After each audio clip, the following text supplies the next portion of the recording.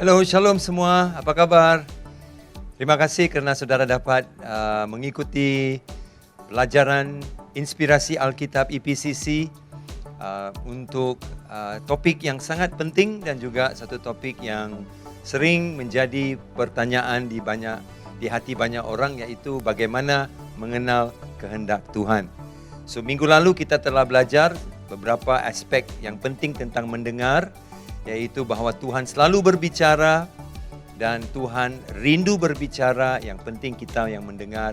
Dan kita juga belajar tentang bagaimana kita, karena Tuhan berbicara, kita mesti belajar tangkap seperti handphone yang boleh tangkap gelombang-gelombang microwave dan sebagainya. Kita juga mesti belajar tangkap. Dan Allah telah memberikan sesuatu kekuatan dan kuasa, yaitu Allah telah memberikan dirinya sendiri, Roh Kudus yang tinggal di dalam kita untuk tahu dan mengikuti semua kepimpinan Tuhan. Jadi kita belajar yang penting juga, yaitu saudaraku, keakraban dengan Tuhan. Alright, keakraban dengan Tuhan. Jadi minggu lalu kita belajar bahawa Allah berkomunikasi, Ibrani 1 dan 2, bahawa dia berkomunikasi di zaman dulu melalui perantaraan dengan nabi-nabi. Tapi di zaman sekarang ini, dia berbicara kepada kita dengan perantaraan anaknya Yesus. Sebab itu hari ini kita mau belajar satu topik yang penting, yaitu mengenal kehendak Tuhan melalui Yesus. Kenapa ini penting?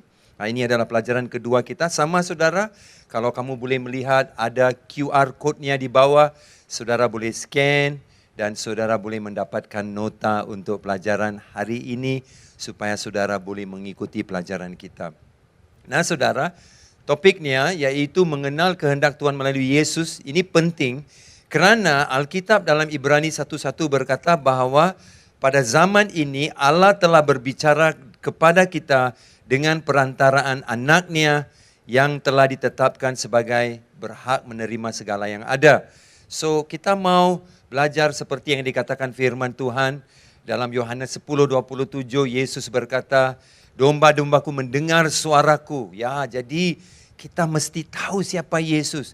Dan aku mengenal mereka. Mereka mengikuti itu. Satu keakraban dengan Yesus yang membolehkan kita mendengar suara. Dan karena kita sudah mendengar suara, kita boleh mengikutinya. Berarti kita boleh melakukan kehendaknya. Jadi berarti saudaraku, tidak ada jalan pintas. There is no shortcut, saudara. There is no shortcut untuk kita mendengar kehendak Tuhan. Tetapi kembali kepada fondasi dan asas yang telah ditetapkan oleh Allah di dalam firman-Nya. Ibrani 1 dan 2, yaitu perantaraan dulu adalah nabi-nabi, sekarang anaknya. So kita mau kenal anaknya. Kita mau tahu, mendengar suaranya. Dan baru kita boleh mengikuti dia. Nah saudaraku, karena dia mengenal kita, kita mengenal dia. Dan proses untuk mengenal Allah menjadi senang, kehendak Allah menjadi senang. Kerana ia bermula dari dasar perhubungan. Okey, so perhubungan itu adalah penting, yaitu Yesus. Mari kita pelajar hari ini. Apakah pelajaran yang mau kita pelajari di dalam sesi ini, saudaraku? Mengenal kehendak Tuhan melalui Yesus, ya. Ya, pertama saudara, kita mesti belajar tinggal bersama dengan Yesus. Ya, beberapa minggu yang lalu, Pastor Dr. Philip Lin mengajar kita firman ini, yaitu artinya tinggal bersama Yesus. Lebih kepada bahasa Inggris lah. Dan juga BM saya percaya, ya, juga untuk BM, Pastor Philip mengajar tentang tinggal bersama Yesus. Dan dia mengajar kita apa tu erti tinggal dalam Yesus. Berarti membenarkan kehidupan Yesus mengalir dari dalam dan keluar untuk menjadi berkat bagi hidup kita dan juga hidup orang lain. Tinggal bersama dengan Yesus. Kamu perlu memiliki perhubungan dengan Yesus dan bukan sekadar meminta informasi daripada Dia. Saudara, dan gambaran yang diberikan, apakah itu perhubungan? Apakah itu tinggal di dalam Yesus itu? Apakah artinya itu? Bagaimanakah Pastor Sam boleh cakap bahwa tinggal di dalam Yesus itu adalah satu perhubungan? Saya tidak boleh sembarangan cakap bahawa tinggal di dalam Yesus adalah satu perhubungan kalau tidak disokong oleh firman Tuhan, saudara. Ya, Banyak kali kita hanya cakap tanpa disokong dan dibangun oleh firman Tuhan. Jadi bila Alkitab berkata tinggal di dalam Yesus, ia adalah, dan saya bilang itu adalah satu perhubungan. Di mana kita dapat idea itu? Nah, saya tunjukkan. Yohanes 15 ayat 4. Yohanes 15 4. Firman Tuhan berkata, tinggallah di dalam aku dan aku di dalam kamu. Sama seperti ranting tidak dapat berbuah dan dari dirinya sendiri kalau ia tidak tinggal pada pokok anggur. Demikian juga kamu tidak berbuah jikalau kamu tidak tinggal dalam aku. Nah, wow, saudaraku, sangat jelas firman Tuhan. Sangat jelas firman Tuhan.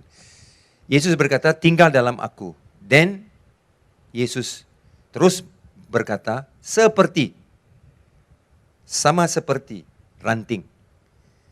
So, saudara kalau saudara melihat bahwa satu pohon itu, saudaraku, dia ada ranting. Dan ranting itu, saudaraku, dia sudah melekat kepada pohon itu. Ya, dan di situ keluar rantingnya. Tidak ada ranting yang terputus daripada pohon ataupun daripada batang pokok utama itu. Tidak ada ranting yang bebas. Kalau saudara lihat mana-mana ada pokok di mana ada ranting, ranting itu bebas, tidak lekat kepada pokok itu namanya mengikut istilah Pastor Sam, pokok puaka, saudara. Lari dengan cepat. Tak adalah macam itu. You kalau mau berbuah, saudaraku, mesti ada suatu koneksi di antara ranting dengan pokok itu. Ada perhubungan, itu maksudnya perhubungan. Tanpa itu, tidak ada buah. So, sama dengan hidup kita. Saudara mau buah, berarti matang. Saudara tahu bagaimana hidup, saudara tahu bagaimana membuat keputusan, saudara tahu bagaimana membelanja uang, saudara tahu bagaimana menolong orang, saudara tahu bagaimana memimpin. Hanya kalau ada perhubungan. Tanpa itu saudara tidak berbuah. Sama seperti itu, orang yang kenal Yesus dalam konteks perhubungan, dia akan mendapat kehendak Tuhan dengan senang. Ya, mari saya tunjukkan kepada saudara apa itu artinya tinggal dalam Yesus. Perkataan tinggal itu berarti berkekalan, bersambung, tidak berubah, atau bertahan. Nah, itu artinya saudaraku, tinggal dalam Yesus. Tinggal dalam Yesus berarti berkekalan, dia kekal, ya, dan bersambung, tidak berubah-ubah, dan atau tetap bertahan. Itu artinya tinggal. Dengan menggunakan kata-kata ini yang saya baru jelaskan artinya tinggal itu, berarti saudara-saudara dan saya sebagai orang Kristen, anak Tuhan, ada tanggung jawab. Yesus sudah tinggal dalam kita. Dia rindu, dia memang mau tinggal dalam kita. Dan pada waktu kita menerima Yesus, dia sudah tinggal dalam kita dalam bentuk Roh Kudus, dia sudah tinggal dalam kita.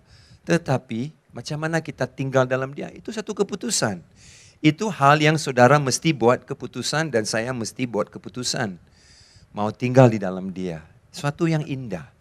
Satu yang bukan berat. Satu bukan yang membebankan. Bukan sesuatu yang menyusahkan. Tidak, saudara. Itu adalah suatu yang lahir dengan biasa di dalam hidup kita.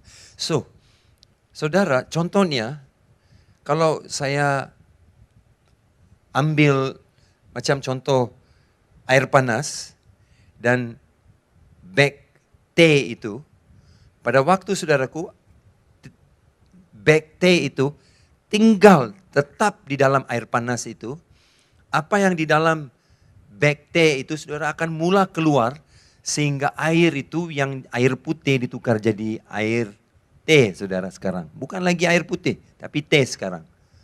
Apa yang menyebabkan itu boleh terjadi? Itu gambaran tinggal. Itu gambaran tinggal. Bag teh itu tinggal dalam air panas, jadi ada ledakan apa yang terpendam di dalam bag teh itu, ada ledakan daripadanya sehingga ada perubahan. Hidup kita Kristen seperti itu. Kalau kita tinggal dalam Kristus, ada buah, artinya itu saudaraku, ada ledakan daripada apa yang di dalam kita. Jadi saudara, ini yang penting perhubungan. Bila ada perhubungan itu berarti kamu dengan back dengan air itu sudah akrab, bertahan, tinggal dan berkekalan. Jadi saudaraku, normal. Bila berkekalan, bila tinggal, tidak perlu khawatir, tidak perlu risau saudaraku. Apa akan terjadi? Adakah rasa teh itu akan keluar? Tak perlu kau pikir-pikir. Tak perlu saudara khawatir. Pada waktu bag teh itu ada di dalam air panas, saudaraku, secara alami terjadi suatu ledakan rasa yang sangat berbeda. Air putih jadi air teh. Kamu dan saya begitu. Kalau kita tinggal dalam Yesus, mencari kehendak Tuhan menjadi senang. Tapi orang tidak mau itu. Orang mau jalan pintas. Orang mau tahu kehendak Tuhan. Dengan satu hari Minggu pergi church, dapat kehendak Tuhan. Satu kali baca Bible, sudah dapat kehendak Tuhan. Saudaraku, itu namanya minta informasi. Siapa saya mesti kawin? Perlukah saya pindah? Perlukah saya beli rumah ini? Perlukah saya dapat kerja baru? Perlukah saya sambung kontrak? Saudara, itu minta informasi, bukan berdasarkan perhubungan. Oke, lanjut. Kalau tinggal dalam konteks ini dikekalkan. Kalau kita kekalkan, ia pasti akan membangun satu hubungan yang kuat. Ya, kalau kita tinggal itu dikekalkan, kita tinggal tetap, pasti hubungannya kuat. Dan bila hubungan kuat, dalam pernikahan contohnya. Ya saudara, bila kau kenal orang itu lama dan ada keakraban, ada hubungan, isi hati dia kau boleh paham sudah. Keinginan dia kau sudah boleh tangkap. Kerinduan hatinya kau sudah boleh tahu. Ya saudara, betul kan? Tidak perlu kita main-main tikam saja. Tak perlu kita pikir dalam-dalam, apa yang dia suka makan, apa yang dia suka, di kemana dia suka pergi untuk holiday, untuk liburan, apakah warna kesukaannya, ya. Kita tahu semuanya, karena hubungan itu sama saudara, kita cari kehendak Tuhan, kalau kita kenal dia dulu, kita pasti tahu masa depan. Bukan hanya buka Alkitab saudaraku, bila kita perlu cari kehendak Tuhan. Disitulah banyak orang krisis, banyak orang kecewa.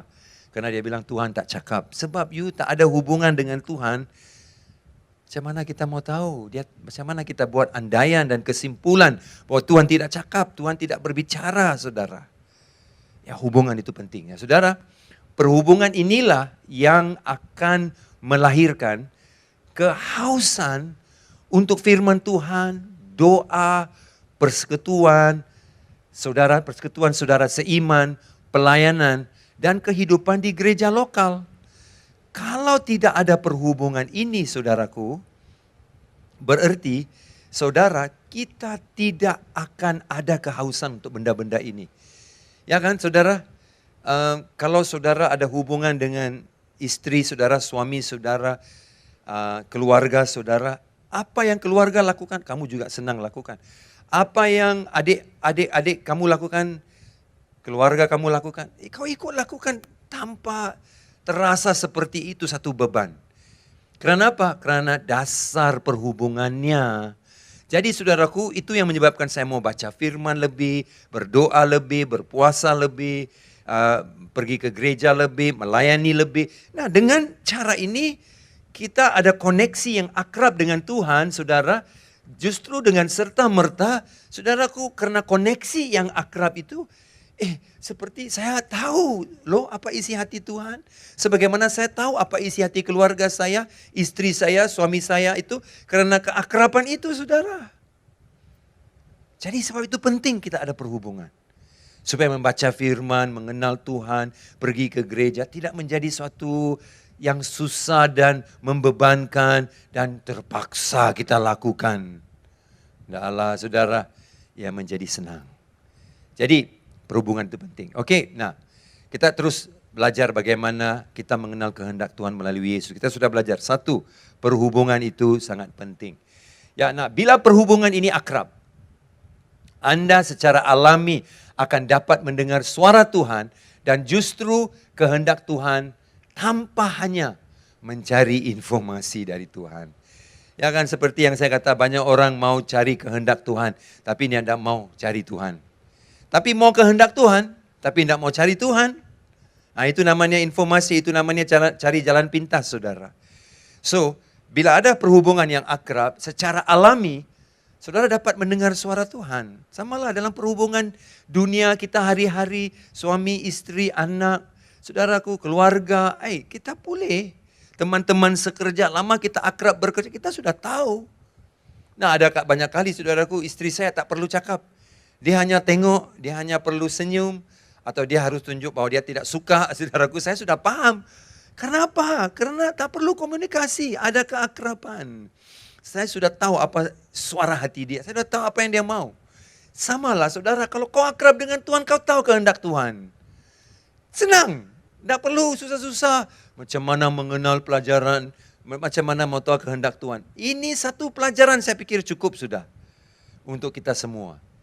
Nah saudara, tapi tidak apa-apalah, saya akan tolong supaya semua pergumulan kita tentang persoalan mencari kehendak Tuhan ini diperjelaskan. Amsal 3 ayat 5 dan 6 berkata begini, percayalah kepada Tuhan dan dengan segenap hatimu dan janganlah bersandar kepada pengertianmu sendiri.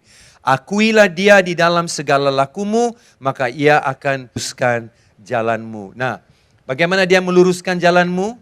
Bagaimana dia memberikan kepada kita pengertian, saudaraku? Senang. Saudaraku, di mana kita mesti percaya kepada Tuhan. Untuk percaya kita mesti mengenal. Untuk mengenal, saudaraku, kita mesti ada perhubungan. Ya. Oke, saudaraku, jelas ya, jelas.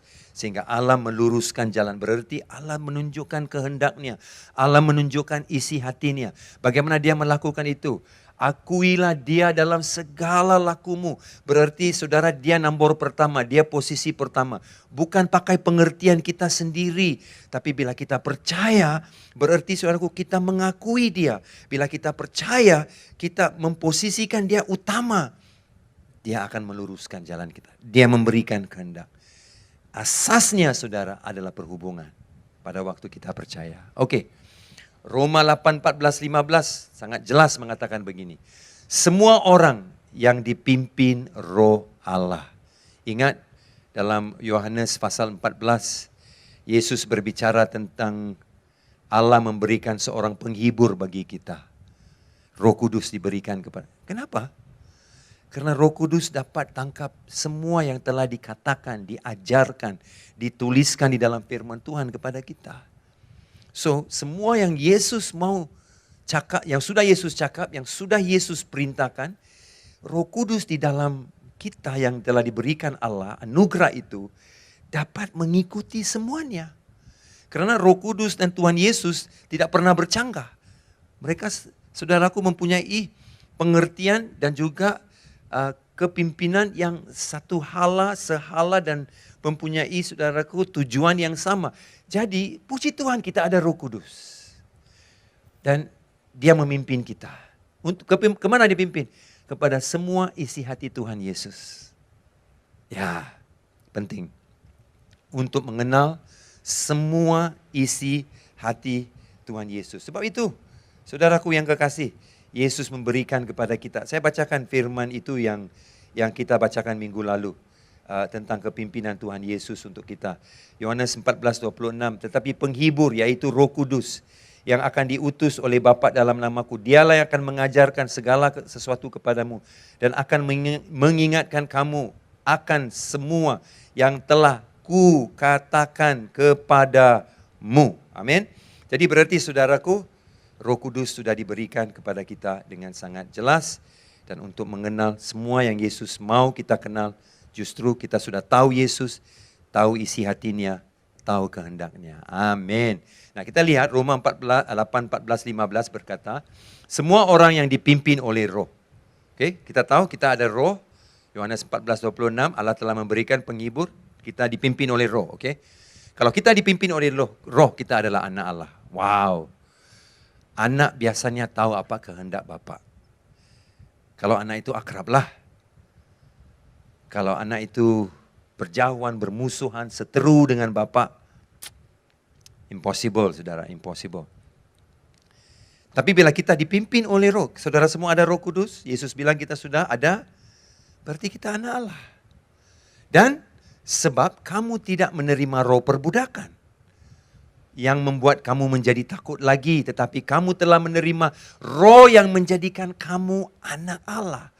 Oleh roh itu kita berseru, ya Aba, ya Bapa. Wow, saudaraku, sekali lagi firman Tuhan menolong kita untuk melihat bahwa kita ada roh. Roh itu menolong kita menjadi dipimpin menjadi anak Allah. Karena kita ada roh dipimpin, dibilang semua orang yang dipimpin oleh roh Allah adalah anak Allah. Jadi kita adalah anak Allah karena dipimpin oleh roh. Apa tujuannya saudaraku? Supaya kita tidak takut. Kita tidak menerima roh perbudakan, tapi kita menerima roh anak. Dan apa tujuan roh anak itu? Dia boleh berseru, ya Aba, ya Bapa. Aku ada perhubungan, bukan jauh, takut, terpisah, tersisih dari dia. Tapi karena roh yang diberi bukan roh perbudakan, tapi roh Allah yang menolong saya mengenal dan mengerti siapa dia secara akrab. Dalam perhubungan yang akrab itu, dalam konteks anak yang tidak ada roh perbudakan yang menakutkan, tapi roh yang panggil dia Aba, Bapa dan akrab. Saudaraku. Pasti kamu sudah menikmati perhubungan. Roh Kudus membantu melakukan itu. Roh Kudus membantu saudara mengeratkan perhubungan itu dengan Bapa. Justru kamu tahu kehendak Bapa. Amin saudara. Bukan roh perbudakan. Bukan roh yang menakutkan yang menyebabkan kamu lari dari Bapa tanpa mengenal dia. Konteks ini saudara bagi orang Yahudi. Mereka tak boleh terima ini karena bagi mereka, kau tidak boleh panggil Tuhan sebagai Bapa. Bukan saja orang Yahudi lah, banyak orang dalam dunia ini juga, saudara, yang tidak menerima konsep God as Father, Tuhan sebagai Bapa. Mereka bilang, tidak boleh. Kau saudara tahu Yesus sering dalam pergaulannya dengan orang ramai, bila dia bercakap tentang Tuhan, dia cakap Bapa saya. Bila saudaraku, dia berdoa, dia selalu panggil Bapa. Hanya satu kali saja Yesus panggil dia Tuhan. Kau tahu saudaraku bila dia di kayu salib, di detik-detik saudaraku, dia terpisah daripada Bapa karena dia menanggung dosa dunia itu. Dia berkata, my God, dia katakan, why have you forsaken me?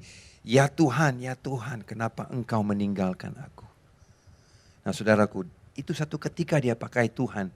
Pada waktu hubungan dia dengan Tuhan adalah dalam konteks.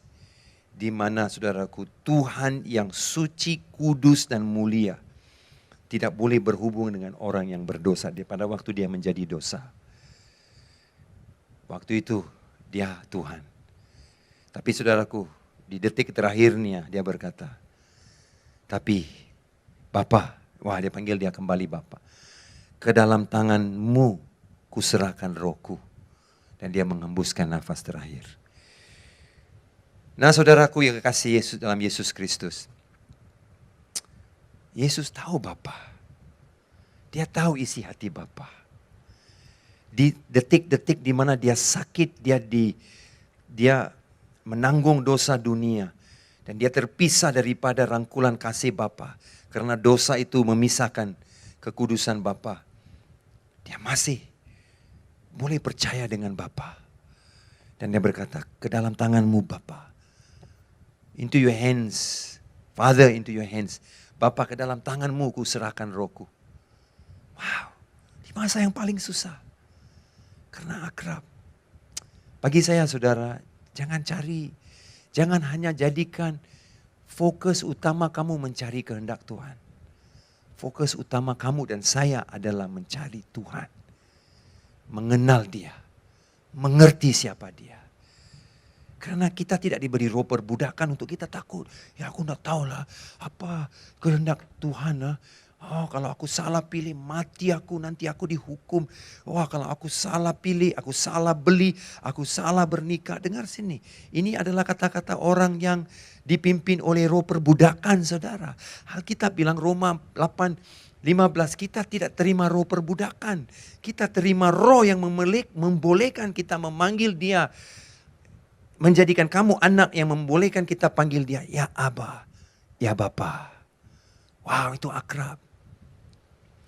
Orang Yahudi tak boleh tangkap konsep ini karena bagi mereka dia adalah Elohim, dia adalah Yahweh, dia adalah Adonai.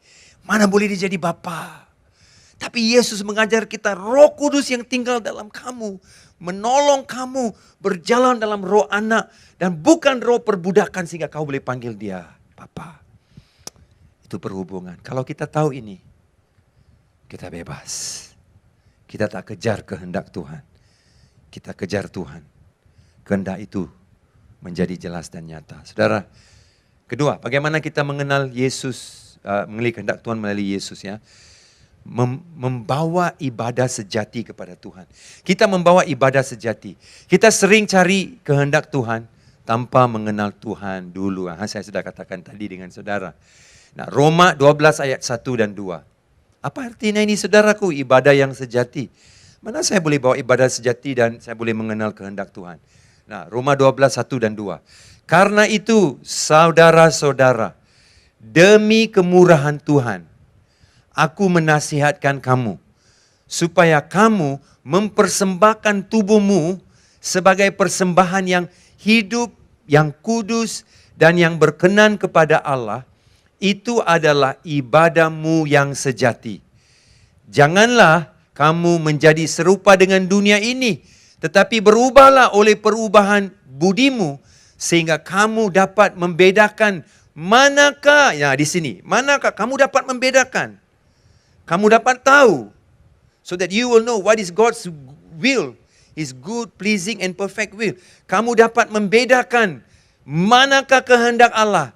Apa kehendak Allah yang baik, yang berkenan kepada Allah dan yang sempurna. Wow. Jelas di sini Alkitab berkata bahwa kita boleh tahu apa itu kehendak Allah.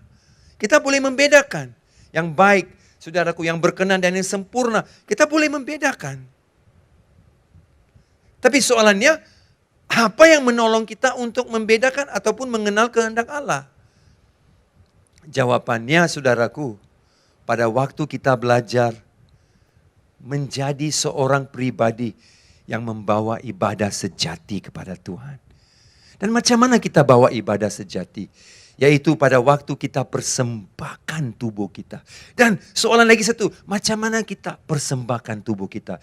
Seperti dari belakang saya naik ke atas untuk menolong, membawa pemahaman dan membuka minda saudara. Sekali lagi saudaraku, kita semua daripada ayat 2, Roma 12, kita semua mau tahu kehendak Tuhan. Caranya macam mana? Kita first mesti membawa ibadah yang sejati. Menjadi penyembah yang benar, ibadah yang sejati. Ya, tetapi soalannya macam mana? Apakah gambaran seorang yang memberikan ibadah sejati? How does it look like? Orang yang mempersembahkan tubuhnya sebagai persembahan kepada Tuhan. Itu ibadah sejati. Lagi satu soalan. Bagaimana dia mempersembahkan tubuhnya? Apa yang membolehkan dan memampukan seorang mempersembahkan tubuhnya? Karena kita telah mengenal kemurahan Allah. Wow. Senang saudara. Senang. Karena kita mengenal kemurahan Allah, kita boleh persembahkan tubuh kita. Dan karena kita persembahkan tubuh kita dan memberikan kepada Tuhan, tubuh itu saudaraku, sebagai yang kudus dan berkenan, itu menjadi ibadah yang sejati kepada Tuhan. Justru untuk mengenal kehendak Tuhan. Tidak susah, karena kita sudah kenal Tuhan. Kau tengok berapa banyak kali saya mengambil masa yang sangat lama untuk saudara dan saya melihat kebenaran kenapa kita mesti ada keakraban perhubungan dengan Tuhan. Kenapa itu penting, saudara? Kenapa itu penting? Oke, kenapa itu penting? So, banyak kali orang berkata begini, persembahkan tubuhmu sebagai ibadah yang sejati, persembahkan tubuhmu. Tapi ya, saudara, bahaya itu pengajaran seperti itu. Bahaya, dengar baik-baik, sangat berbahaya. Kalau saudara kamu hanya dengar khotbah, persembahkan tubuhmu, persembahkan tubuhmu. Kamu mesti persembahkan tubuhmu sebagai ibadah, sebagai yang mempersembahkan hidupmu sebagai hidup yang kudus, yang berkenan kepada Allah, yaitu ibadah sejatimu. Persembahkan hidupmu. Itu baru separuh benar itu. Kau tidak boleh persembahkan tubuhmu kalau satu hal belum terjadi. Jawabannya ada dalam ayat 12. Pasal 12 ayat 1 jawabannya. Karena itu saudara-saudara, demi kemurahan Tuhan. Karena kamu telah melihat kemurahan Tuhan. Saya nasihatkan kamu. Sekarang kau boleh persembahkan tubuhmu sebagai ibadah yang sejati. Banyak pengkhotbah menyampaikan khotbah dan menyuruh jemaat untuk persembahkan tubuh mereka. Tanpa menjelaskan caranya bagaimana. Kamu dan saya mesti melihat kemurahan. Ini kasih karunia. Ini kasih karunia. Kau tidak boleh melihat dirimu sebagai seorang yang mempersembahkan tubuhmu sehingga tubuhmu yang mempersembahkan yang hidup, yang kudus, yang berkenan sebagai ibadah yang sejati. Kau tidak boleh dengan kekuatan dan mengandalkan tangan manusiawimu. Kau dan saya tidak boleh kecuali kita ada sesuatu yang mendorong. Apa yang dorong kita? Kita melihat kemurahan Allah. Lebih kita melihat kemurahan Allah. Dia Allah yang bukan penuh dengan kemurkaan, tapi dia Allah yang penuh dengan kemurahan. Kemurahannya yang lebih kau alami, yang lebih kau nikmati, yang lebih kau saudaraku tatap setiap hari. Pada waktu itulah tubuhmu kau bisa persembahkan sebagai penyembahan yang kudus, yang berkenan, sebagai ibadah sejati. Kecuali kau dapat melihat kemurahan Allah dulu. Banyak khotbah hanya cakap macam ini, persembahkan tubuhmu. Saudara jangan selingkuh, saudara jangan jadi orang yang kecanduan narkoba, jangan jadi penagih dada, jangan hisap rokok, jangan tubuhmu digunakan untuk seks. Betul lah semua itu. Tak salah apa cakap pendeta itu, tak salah, betul semuanya. Tapi jangan stop sana. Hanya minta jemaat, persembahkan tubuhmu, persembahkan tubuhmu, persembahkan tubuhmu, persembahkan tubuhmu. Kok cakap macam itu?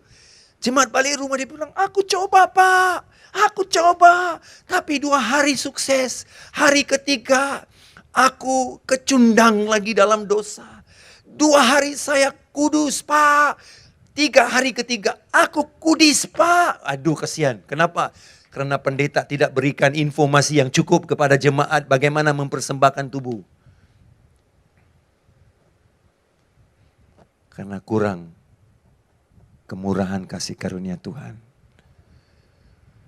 Hanya bila saya lihat the goodness of God. Ini sama dengan Roma pasal 2 ayat 4 saudara. Maksud kemurahan Tuhan. Maksud kemurahan Tuhan. Maksudnya Allah memberikan dan menunjukkan kepada kamu dan saya. Kemurahan Tuhan adalah untuk menuntut kita kepada pertobatan. Di mana kita boleh persembahkan tubuh yang kita sebagai persembahan yang harum. Itu maksud kemurahan Tuhan. Maksudnya kemurahan Tuhan. Menuntun kita kepada pertobatan. Kita mau hidup. Saya juga mau semua orang bertobat. Tapi saya tidak boleh cakap bertobat, bertobat, bertobat. You punya informasi tak cukup tahu. You tak bantu you punya jemaat macam mana bertobat. You hanya cakap bertobat tapi tidak bagi tahu macam mana bertobat. Apa yang menjadi kekuatan dalaman dia yang menolong dia bertobat. Persembahkan tubuhmu, persembahkan tubuhmu. Banyak khotbah tentang persembahkan tubuhmu. Tapi tidak cakap macam mana informasinya. Aku menasihatkanmu saudara, demi kemurahan Tuhan. kemurahannya yang baik, kemurahannya. Karena aku lebih melihat kemurahannya, aku dapat mempersembahkan tubuhku. Tanpa itu, tanpa melihat kemurahan Tuhan, dan kau coba persembahkan tubuhmu, itu namanya, saudaraku, perbuatan agamawi. Kita hanya jadi pak turut, ikut saja. Pak turut, ikut saja. Karena harus. Kenapa? Pendeta suruh. Enggak, Pak. Karena kau harus lihat kemurahan Tuhan. Lebih saya lihat kemurahan Tuhan. Seperti perempuan yang mengurapi kepala dan kaki Yesus di rumah Simon orang Farisi itu. Yesus tanya, siapa yang mengasihi lebih? Tak perlulah kita tahu, susah-susah menjawab soalan itu. Karena dosanya diampuni lebih, dia mengasihi lebih. Wanita ini sudah melihat kemurahan Tuhan. Dia beri semua yang terbaik. Mungkin kita harus ajar jemaat untuk melihat kemurahan Tuhan lebih. Karena maksud kemurahan Tuhan adalah menuntut kita kepada pertobatan. Roma 2:4, saudara. Nah, itu artinya, saudaraku, bagaimana kita persembahkan tubuh. Kalau kita sudah persembahkan tubuh karena kita melihat kemurahan Tuhan, dan itu adalah ibadah kita yang sejati. Dan ayat kedua berkata, senang. Karena kamu tidak menjadi serupa dengan dunia, karena kamu sudah membawa ibadah yang sejati. Sekarang kamu boleh tahu kehendak Tuhan. Wow. Kamu boleh tahu kehendak Tuhan. Tidak susah. Tapi banyak orang mau tahu, macam mana saya boleh dapat kehendak Tuhan untuk bernikah? Tuhan tolong tunjuk saya macam mana. Malam ini Tuhan, kau kasih aku mimpi ya Tuhan. Malam ini kau hantar malaikat ya Tuhan. Aku main tikam saja Tuhan, aku main mengundi. Aduh saudara. Cara yang senang sudah diberi atas dasar perhubungan. Nah, saya beri satu gambar yang lebih jelas apa yang saya katakan. Ini sangat penting, sangat penting. Karena mengenal Yesus adalah kunci mengenal kehendak Tuhan. Sekali lagi saya ulang, mengenal Yesus adalah kunci mengenal kehendak Tuhan. Yesus sendiri sudah cakap bahwa dia mengenal kita dan domba-dombanya mendengar suara dia dan kita mengikuti dia. Wah, tidak susah apa itu saudara? Tidak susah pun kan? Tadi sudah diberikan kepada saudara daripada firman yang saya bacakan Yohanes 14. Yohanes 10:27. Yohanes 10:27. Oke? Nah, sekarang kita lihat kemurahan Tuhan dulu. Roma 12 ayat 1, kemurahan Tuhan. Setelah orang melihat kemurahan Tuhan, dengan senang dia akan belajar dan tidak susah untuk dia persembahkan tubuh. Tapi mesti lihat kemurahan dia dulu. Tubuhnya dipersembahkan. Sebagai apa? Sebagai, saudara, ibadah yang sejati. Atas dasar perhubungan itu. Sebagai ibadah yang sejati kepada Tuhan. Aku berserah kepada Tuhan. Aku tidak lagi berkata, Tuhan aku mau belajar di US. Itu saja. Tidak ada pilihan lain. Tuhan mesti tolong saya. Tuhan tak boleh tukar rencana saya. Mana macam itu saudara. Hei, itu macam sudah taruh gun di kepala Tuhan bilang, kau mesti jawab doa saya. Kau tidak boleh ambil kerinduan saya. Kau mesti. Banyak orang Kristen buat gitu kan. Tapi saudaraku, mempersembahkan tubuh kita berarti kita tinggalkan apa yang kita mau sebagai yang nomor satu dalam hidup kita. Kita mesti tinggalkan kerinduan kita sendiri supaya kita boleh dengar apa Tuhan mau beri kepada kita. Dan selalunya ia adalah yang terbaik. Bukan seperti Tuhan tidak mau memberi kerinduan hati saudara. Oh dia mau, dia Bapa yang baik. Tapi selalu dia beri yang terbaik, lebih baik dari apa yang kita minta. Itu 100%, 120%. Pasti dan amin saudara. Nah kita sampaikan ibadah yang sejati. Ini keakraban perhubungan. Dan justru, nah ini ayat 1, yang 3 ini, kemurahan Tuhan. Persembahkan tubuhku karena ini adalah ibadahku yang sejati. Dan karena itu, karena 3 ini, sekarang aku dapat mengenal kehendak Tuhan. aku dapat mengenal kehendak Tuhan. Wow, sangat senang. Saudara boleh mengerti kehendak Tuhan melalui cara ini. Oke, sangat bagus saudara. Sangat senang kalau kita ada perhubungan. Tidak akan kita keliru, susah, macam mana ya. Karena kamu ada anak Tuhan. Roh Allah tinggal dalam kamu. Tidak ada roh perbudakan yang membawa ketakutan. Tapi roh yang memanggil dia Allah, Abba, Bapa. Amin. Oke, sekarang kita lihat lanjut. Apakah itu ibadah yang sejati? Ya, sekarang saya jelaskan lebih. Dalam bahasa Inggris, truly the way to worship Him. Itu adalah penyembahan. Penyembahan itu bukan satu rutinitas agamawi. Penyembahan itu adalah suatu perhubungan. Suatu keintiman, satu keakraban. Satu yang sangat intim bersama dengan Tuhan. Bukan satu rutinitas. Oke, itu artinya ibadah yang sejati. Ibadah itu, saudaraku, gambaran macam mana bentuk rupa ibadah yang sejati, itu adalah penyembahan.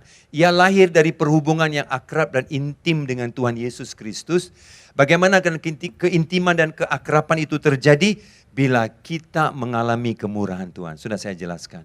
Pada waktu kita mengalami kemurahan Tuhan, keintiman itu terjadi. Dan kita boleh persembahkan tubuh kita.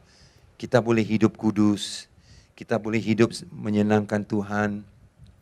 Karena dasarnya adalah keintiman dan keakraban yang kita sudah ada. Karena kita selalu melihat kemurahan Tuhan. Alright, nah ini caranya yang sangat senang untuk mengenal kehendak Tuhan. Lebih kita mengalami kemurahan Tuhan, lebih mudah kita mempersembahkan tubuh. Lebih kita melihat kemurahan Tuhan, lebih kita mudah untuk kita mempersembahkan tubuh kita sebagai persembahan yang hidup. Dan itu langsung membawa ibadah sejati. Ini membolehkan kita mengalami perubahan. Dan kita diubah menjadi penyembah yang sebenar. Menjadi penyembah yang sebenar. True worshipper. Kita menjadi true worshipper, saudara. Kerana kita telah belajar mempersembahkan tubuh kita tanpa dipaksa, tanpa disuruh, sebagai suatu perbuatan agamawi. Nah, karena keakraban itu, macam mana keakraban itu datang? Karena kita melihat kemurahan Tuhan selalu. Dan kalau sudah menjadi penyembah, maka senanglah kita tahu kehendak Tuhan. Maka senanglah kita tahu kehendak Tuhan. Wow. Senang. Jadi kalau kita mulai dari asas ini, keperluan mengenal kehendak Tuhan itu sangat senang. Keperluan dan juga kaedah ataupun langkah-langkah untuk mengenal kehendak Tuhan menjadi sangat senang. Yang ketiga, caranya apa? Bagaimana kita mengenal kehendak Tuhan melalui Yesus. Ikutilah apa yang jelas sebagai kehendak Tuhan. Saudara, ada banyak di dalam firman Tuhan yang sangat jelas, yang boleh dilihat sebagai kehendak Tuhan. Ya, apa itu contohnya? Kita mungkin tidak sadar bahwa 98% dari informasi tentang kehendak Tuhan sudah pun diperjelaskan melalui firman Tuhan. Lebih kurang begitu. Atau kerana ada beberapa informasi yang tak tahulah kereta apa kita kena beli, rumah mana kita mau beli, kota mana kita mau tinggal. Saudaraku, mungkin informasinya tidak sejelas untuk semua ini yang saya baru katakan. Tapi prinsipnya bagaimana membuat keputusan untuk semua ini ada. Prinsipnya ada, langkah-langkahnya ada, panduannya ada. Tetapi tidak jelaskan, oh belilah Beza, belilah saudaraku X70 Proton. Tidak adalah macam itu. Tetapi ada prinsipnya bagaimana kau sampai kepada keputusan itu. 98%. Oke. Contohnya, 1 Tesalonika 4:3 berkata, kerana inilah kehendak Allah, pengudusanmu, yaitu supaya kamu menjauhi percabulan. Jadi tak perlu tanya, pastor, percabulan itu dosa. Memang dosa, kenapa? Ia melanggar firman Tuhan. Kerana ia bertentangan dengan kehendak Tuhan. Kerana inilah kehendak Tuhan. Alkitab bilang 1 Tesalonika 4:3. Inilah kehendak Tuhan, pengudusanmu. Dan supaya kamu menjauhi percabulan. Ini kehendak Tuhan. Kita sudah tahu. Itu kehendak Tuhan. Yesuslah firman kehidupan. Kalau saudara baca Yohanes 1:1 dan Yohanes 1:14. Bahwa firman itu telah menjadi darah dan daging dan tinggal bersama-sama dengan kita. Saudaraku, dan pada mulanya adalah firman. Firman itu bersama dengan Allah. Firman itu, saudaraku, telah tinggal bersama dengan kita. Firman itu tinggal di tengah-tengah kita. Yesus, saudaraku. Dia menjadi firman. Nah, saudara, karena Yesuslah firman, saudaraku, semua yang tertulis dalam firman memimpin kita kepada kehendak Tuhan, berarti kita mesti kenal Yesus. Kita mesti kenal Dia sebagai firman. Nah, saudara, dalam kehidupan kehendak Tuhan, percabulan itu jelas dosa. Dan pengudusan kita juga jelas kehendak Tuhan. So, senang. Tak perlu kita second guess, tak perlu kita teka dan juga coba pikir, ini salah. Kalau percabulan itu dosa seks itu salah. Karena dalam kehendak Tuhan dijelaskan. Ya kan? Alright. Allah memimpin kita melalui firman-Nya. Sungguh pun Tuhan tidak berkomunikasi terus dengan kita seperti saya sedang komunikasi dengan kamu sekarang. Dia tidak komunikasi begini, saudaraku. Terus. Tapi Dia berkomunikasi melalui firman-Nya. Dan melalui Roh Kudus yang tinggal dalam kita, Dia memimpin kita kepada semua yang telah diberikan dalam firman. Yaitu Yesus adalah firman. Jadi, caranya Tuhan memimpin adalah Dia selalu bawa kita kepada firman. Siapa firman? Firman adalah Yesus. Mengikut Yohanes 1:1, in the beginning was the word. Pada mulanya itu adalah firman. And the word was with God. Bahwa firman itu bersama dengan Tuhan. Dan firman itu adalah Tuhan. Dan saudaraku, firman itu adalah Tuhan. Jadi Yesuslah firman. Dan lebih kita kenal firman itu, kita sudah kenal kehendak Tuhan. Jadi sebab itu, penting kita mengenal kehendak Tuhan melalui Yesus, yaitu firman kita.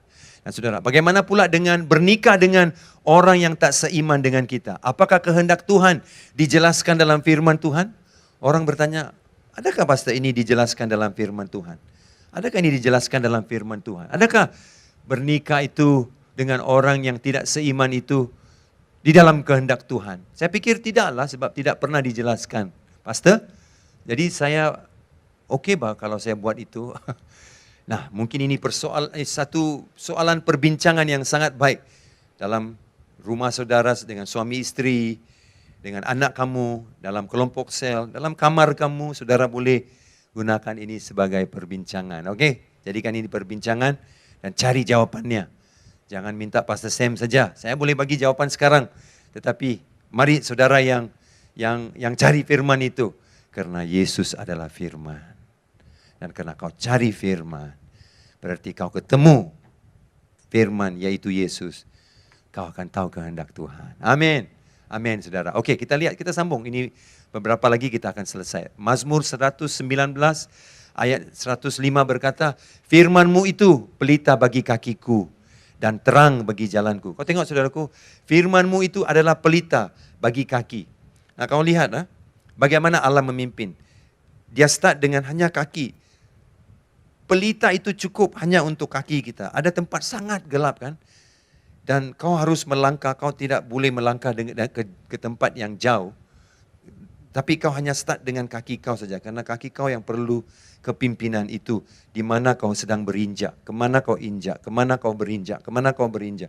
Jadi dia adalah bermula daripada langkah yang kecil. Langkah permulaan, langkah yang kecil.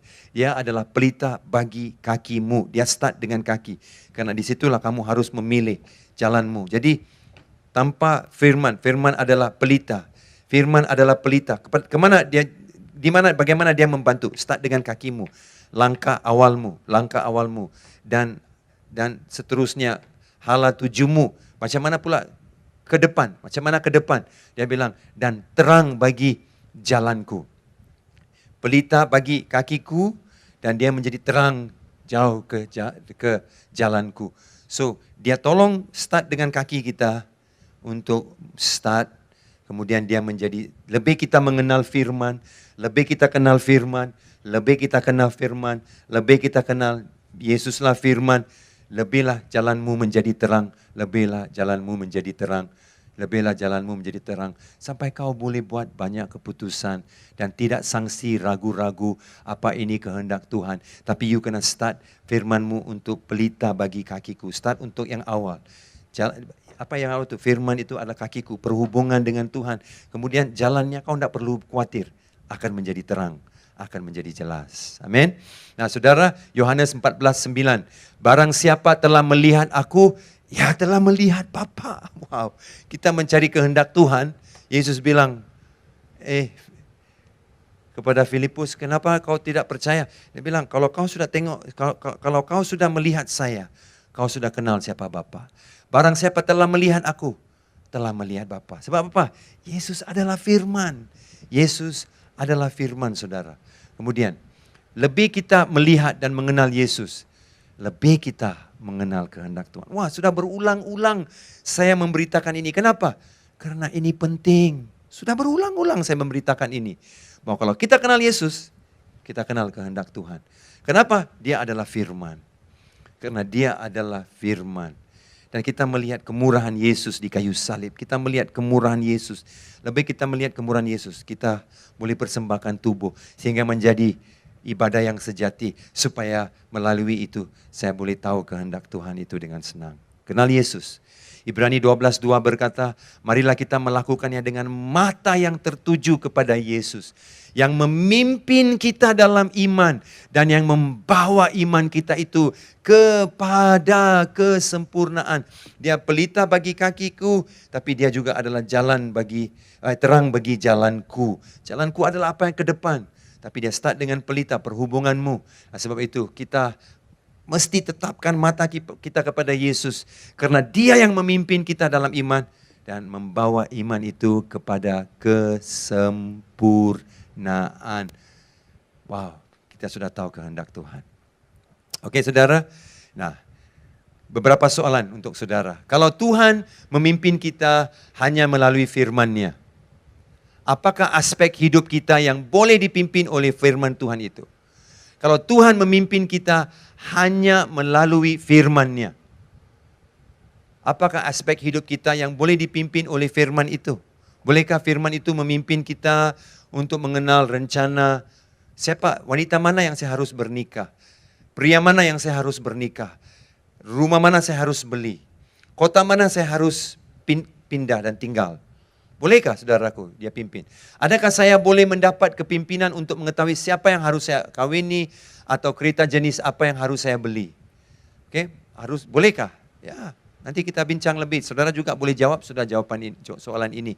Karena saya sudah berikan jawabannya tadi.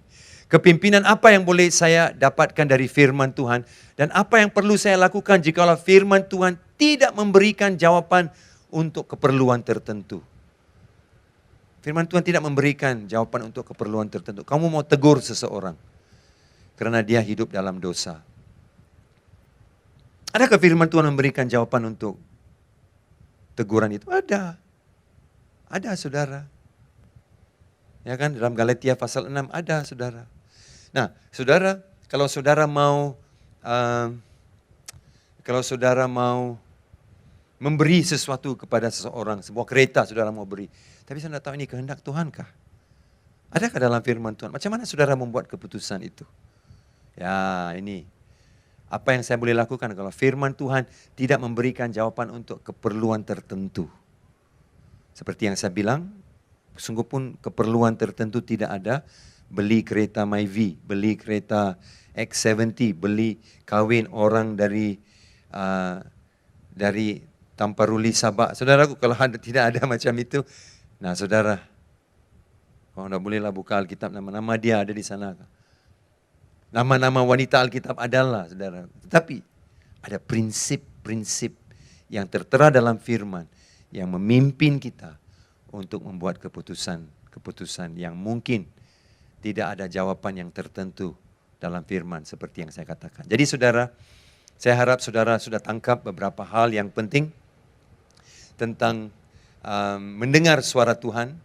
Dan saya harap saudara juga telah belajar apakah itu artinya saudara untuk kita mengenal kehendak Tuhan melalui Tuhan Yesus Kristus. Nah, minggu depan kita akan belajar suatu case study. Ya, sangat bagus ini.